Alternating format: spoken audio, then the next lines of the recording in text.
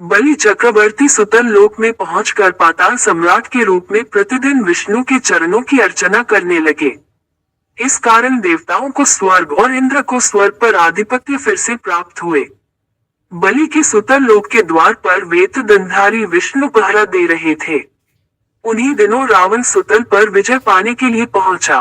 वह इस विचार से सुतल लोक में प्रवेश करने लगा कि आखिर ये बौना मेरा क्या बिगाड़ सकता है। तब विष्णु ने विशाल रूप धरकर अपने पैर के नाखून से रावण को रोका। रावण लंका में जा गिरा और बेहोश हो गया। इसके बाद उसने कभी पाताल की ओर आंख उठाकर देखने की हिम्मत नहीं की। बलि चक्रवर्ती का ये नियम था कि वह जिस प्रदेश पर शासन करते थे, उसका निरीक्षण अदृश्य रूप में वर्ष में एक बार कम से कम अवश्य करते थे।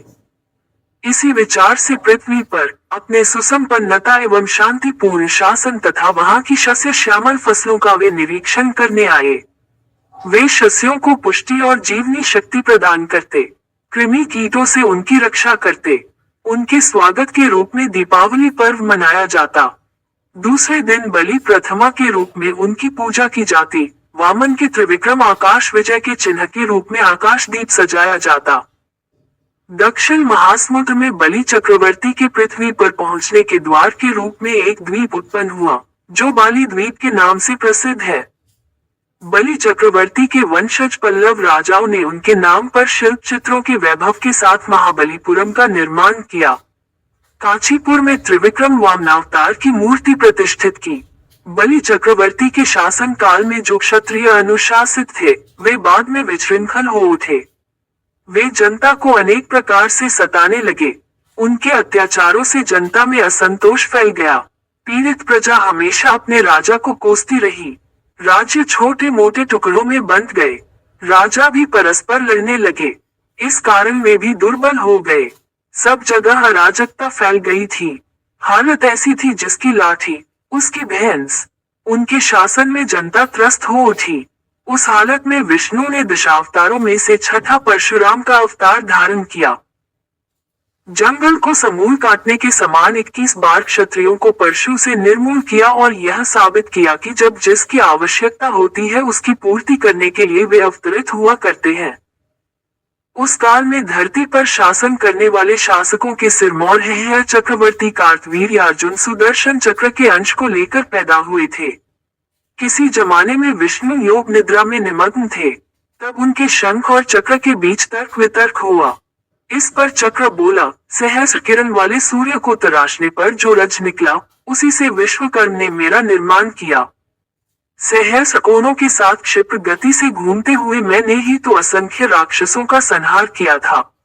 मुझे धारण कर विष्णु चक्रेश के नाम से विख्यात हुए। तुम तो सिर्फ ध्वनि करते हो और कुछ नहीं जानते। इस पर पांचजन्य शंख क्रोध में आ गया और बोला, हे चक्र पुरुष, तुम्हारा ऐसा घमंड, तुम पृथ्वी पर एक घमंडी राजा के रूप में पैदा हो जाओगे। विष्णु मुनि पुत्र बनकर लकड़ी चीरने वाली कुल्हाड़ी से तुम्हारा घमंड तोड़ देंगे। शस्त्र शापित चक्र पुरुष कार्तवीर्य अर्जुन के रूप में पैदा हुए और उन्होंने है साम्राज्य को चतुर्दिक फैलाया। वह भगवान के अवतार रूपधारी दत्तात्रेय के भक्त और शिष्य भी थे। उनके अनुग्रह से कार्तवीर्य अर्जुन ने अनिमा आदि सिद्धियों और अनेक शक्तियां प्राप्त की। जरूरत के वक्त असंख्य आयुधों के साथ उसको 1000 हाथ प्राप्त हो जाते थे। यो सूत महर्षि ने समझाया। इस पर नैमिषारण्य के मुनियों ने पूछा, सूत मुनींद्र, दत्तात्रेय विष्णु के अवतार ही तो हैं, पर हम ये नहीं जानते कि भगवान विष्णु दत्तात्रेय कैसे कहलाए और क्यों। इसलिए हम दत्तात्रेय की कहानी सुनने को उत्सुक हैं। सूत महर्षि ने दत्तात्रेय की कहानी शुरू की। अत्रि महर्षि ने पुत्र की कामना से भगवान के रूप में विष्णु का स्मरण करते हुए घोर तपस्या की।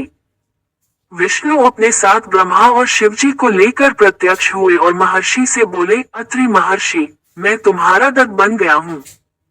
हम तीनों एक हैं, इसलिए त्रिमूर्तियों के अंशों से मैं तुम्हारा पुत्र बनूंगा और दत्तात्रेय के नाम से पुकारा जाऊंगा। यूं कहकर वे ब्रह्मा और शिवजी के साथ अदृश्य हो गए। उसी समय नारद त्रिमूर्तियों की पत्नियां होने का गर्व करने वाली लक्ष्मी, सरस्वती और पार्वती के पास पहुंचे और उन्हें अत्रि महामुनि की पत्नी अनसुया की पातिव्रत्य की महिमा को असाधारण बताकर प्रमाणित किया। अनसुया ने त्रिमूर्तियों की पत्नियों के लिए अनेक कार्य किए थे। अनसुया ने गंगा को सताने वाली पिशाचिनियों को निर्मूल किया। नारद से प्राप्त लोहे के चने को पका कर दे दिया। सूर्योदय को रोकने वाली सुमति को मनाकर सूर्योदय के होने से मरने वाले उसके पति को अनसुया ने पुनः जिलाया। इस पर त्रिदेवियों के मन में अनसुया के प्रति ईर्ष्या पैदा हो गई। उन देवियों ने अनसुया के पातिव्रत्य को बिगाड़ने के लिए अपने पतियों को उसके पास भेजा। ब्रह्मा, विष्णु और महेश्वर यतियों के वेश धर कर अत्रि के आश्रम में पहुंचे और भगवती भिक्षा देहि शश कहते द्वार पर खड़े हो गए। उस समय तक अत्रि महामुनि अपनी तपस्या समाप्त कर आश्रम को लौटे न थे। वे अतिथि सत्कार की जिम्मेदारी अनसुया पर छोड़ गए थे। अनसुया ने त्रिमूर्तियों का उचित रूप से स्वागत करके उन्हें खाने के लिए निमंत्रित किया। उस समय कपट यति एक स्वर में बोले, हे साध्वी, हमारा एक नियम है, तुम नग्न होकर परोसोगी, तभी जाकर हम भोजन करेंगे। अनसुया ने ओह ऐसी बात है ये कहते हुए उन पर जल छिड़क दिया। इस पर तीनों अतिथि तीन प्यारे शिशुओं के रूप में बदल गए। अनसुया के हृदय में वात्सल्य भाव उमड़ पड़ा। शिशुओं को दूध भात खिलाया। त्रिमूर्ति शिशु रूप में अनसुया की गोद में सो गए। अनसुया तीनों को झूले में सुलाकर बोली, तीनों लोगों पर शासन करने वाले त्रिमूर्ति मेरे शिशु बन गए, मेरे भाग्य को क्या कहा जाए। ब्रह्मांड ही इनका झूला है। चार वेद उस झूले के पल्ले की जंजीरें हैं। ओंकार प्रणवनाद ही इनके लिए लोरी है। शशियों वह मधुर कंठ से लोरी गाने लगी। उसी समय कहीं से एक सफेद बैल आश्रम में पहुंचा। द्वार के सम्मुख खड़े हो सर हिलाते हुए उसने पायलों की ध्वनि की। एक विशाल गरुड़ पंख फड़फड़ाते हुए आश्रम पर फुर से उड़ने लगा। एक राजहंस विकसित कमल को चोंच में लिए उल्टे आकर द्वार पर उतर गया। अत्यंत प्यारे लगने वाले रंग बिरंगे पिल्ले पूंछ हिलाते हुए घर में घुस पड़े। उनके साथ एक नाग फन फैला कर आ पहुंचा। उसी समय महती वीणा पर नीलांबरी राग का आलाप करते नारद और उनके पीछे लक्ष्मी, सरस्वती और पार्वती आ पहुंचे। नारद अनसुया से बोले, माताजी, अपने पतियों से संबंधित प्राणियों को आपके द्वार पर पाकर ये तीनों देवियां यहाँ पर आ गई हैं। ये अपने पतियों के वियोग के दुख से तड़प रही हैं। इनके पतियों को कृपया इन्हें सौंप दीजिए।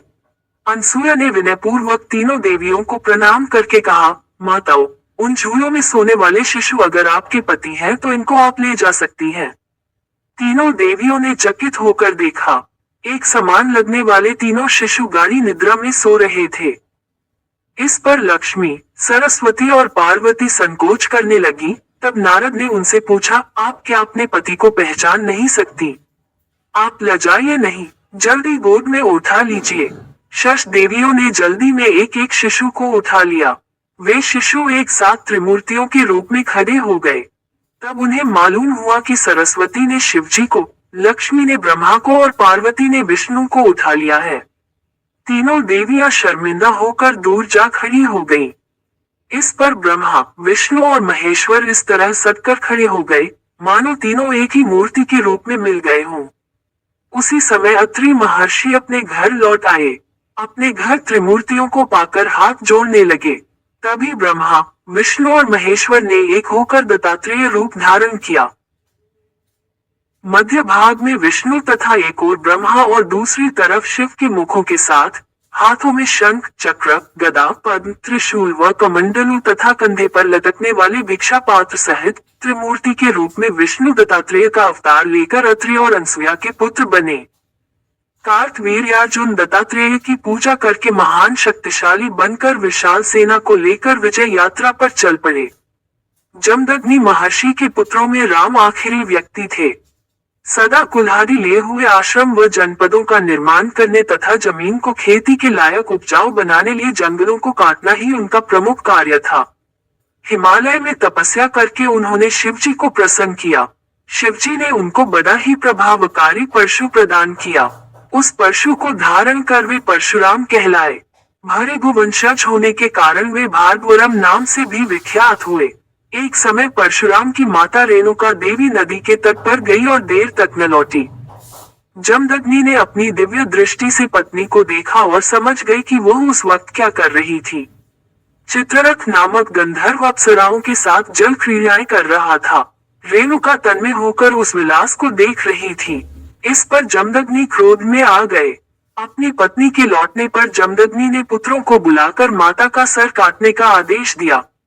परशुराम के भाई यह जघन्य कार्य करने को तैयार न हुए। जम ल से लौटकर आए हुए परशुराम को देख जमदग्नि ने उनको आदेश दिया कि वह अपनी माता और भाइयों के सर काट डाले। परशुराम ने इसका प्रतिरोध किए बिना अपने भाइयों तथा माता के सर काट डाले। जमदग्नि ने प्रसन्न होकर पूछा, बेटा तुम कौन सा वर चाहते हो, मांग लो। भाइयों तथा माताजी को जिलाइए। शश परशुराम ने जमदग्नि से वर मांगा। जमदग्नि ने उनको पुनर्जीवित कर दिया। अपनी तपो महिमा के प्रति परशुराम के विश्वास तथा उसकी सूक्ष्म बुद्धि पर जमदग्नि प्रसन्न हुए और आशीर्वाद दिया, परशुराम तुम कारण जन्मधारी हो, सदा चिरंजीवी बने रहोगे। कार्तवीर्यार्जुन अपनी विजय यात्रा समाप्त कर अपनी राजधानी महिष्मती नगर को लौट रहा था।